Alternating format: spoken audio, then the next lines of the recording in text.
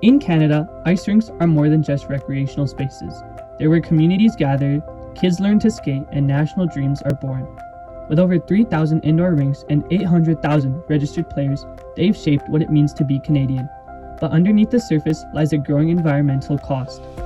Most rinks rely on large refrigeration systems to maintain frozen surfaces between -4 and -8 degrees Celsius. Yet with heat constantly seeping in from the surroundings, keeping ice solid takes enormous energy. The average rink consumes 520 kilowatt hours per day just for refrigeration, the same as a household uses an entire month. The result? Skyrocketing costs, rising emissions, and for some communities, the loss of a beloved tradition carved into ice. That's where inaZ comes in, a synthetic biology approach designed to cut refrigeration in ice rinks. We are genetically engineering E. coli with inaZ genes from the pathogen Pseudomonas syringae to produce ice-nucleating proteins, or INPs. INPs have the ability to form ice at temperatures up to -2 degrees Celsius, around 6 degrees warmer than current rink conditions. By applying INPs to rinks, we hope to keep ice frozen at higher temperatures, reducing refrigeration, lowering carbon footprints, and increasing savings for local communities. We've made several pivots since last year, which will be explained throughout the video. To briefly preface, we transitioned from a modular cloning approach to traditional gene cloning.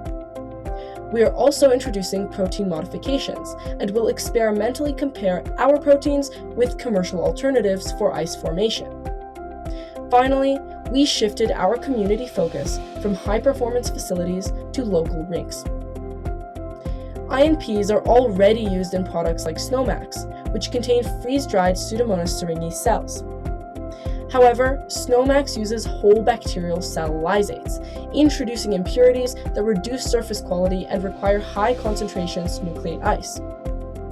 We aim to purify INPs from E. coli, removing impurities and decreasing the concentration needed for ice nucleation.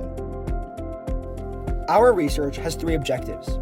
First, to transform E. coli with the inaZ genes from P. syringae to express and purify INPs. Second, to run molecular dynamic simulations on INP variants to determine the most effective protein construct. Third, to test our purified proteins in the lab and compare their performance against commercial INP products. Since last year, our team has pivoted in our genetic engineering approach. We initially proposed using modular cloning, a technique using type 2S restriction enzymes to assemble multiple DNA fragments using Golden Gate assembly.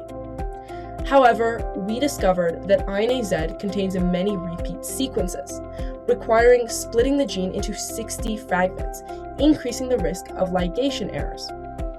This year, we switched to traditional gene cloning to reduce errors, which fundamentally altered both our experimental design and subsequent tests. We plan to transform E. coli strains with the inaZ 240 plasmid designed by Han et al. Due to its stable and homogeneous protein structure. To promote intracellular INP production, we will truncate the N-terminal region, which anchors the protein to the membrane. Previous studies indicate that removing the N-terminal improves protein solubility and increases available surface area for INPs to nucleate ice. We also plan to vary the number of repeating motifs, which organize water into an ice lattice.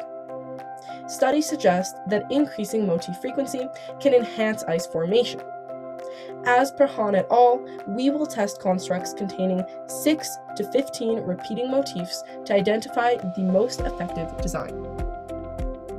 To complement Wet Lab's design, we turned to molecular dynamic simulations to study INP-water interactions. In collaboration with Dr. Iliosino at the University of Calgary, we simulated INP-mediated ice formation at -2 degrees Celsius over 5 microseconds. Last year, we lacked the processing power to run simulations.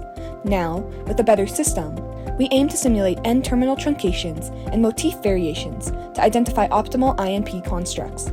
Our simulations guided our next step, testing ice nucleation experimentally. To determine the temperature and time, for INP-mediated freezing and obtain a baseline for future experiments with our recombinant proteins, we ran functional assays with SNOMAX. This commercial ice-nucleator contains cell lysates mixed with INPs.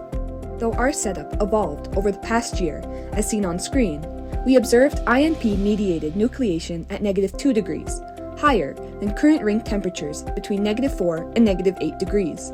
Having established a strong proof of concept for our research, we plan to compare SNOMAX with our purified recombinant proteins, expecting faster nucleation at lower concentrations.